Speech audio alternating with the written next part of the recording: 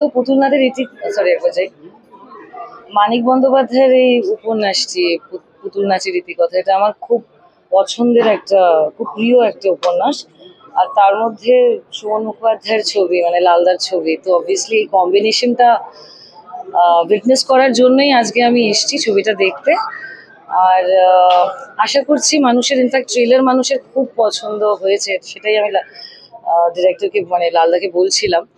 তো ছবিটা ইভেন্চুয়ালি মুক্তি পেয়েছে আর সবাই এসে থিয়েটারে দেখুক, এটাই চাইবো। এবং যেটা বারে বারে কথা হচ্ছে যে 90 বছরের পুরনো একটা গল্প, কিন্তু এই সময় দাঁড়িয়ে সেই গল্প ভীষণ প্রাসঙ্গিক। সেটাই তো, আমি সেই কারণেই কথাটা বললাম যে পুতুল নাচের ইতিকথাটা বেসিক্যালি তো মানুষ কিভাবে পাপেট হয়ে যায়, আর সেইটা সেখান থেকে বেরিয়ে আসা, সেটা নিয়েই গল্পটা। আর সেটা আমার মনে হয় আজ কাল পরশু, মানে যখনই এই উপন্যাসটি নিয়ে কাজ হতো বা হয়ে গেছে, অবভিয়াসলি সেটা হতো, তাহলে সেটা প্রাসঙ্গিকই থাকতো। সেই কারণে ছবিটা দেখতে আসা আসলে। Thank you so much.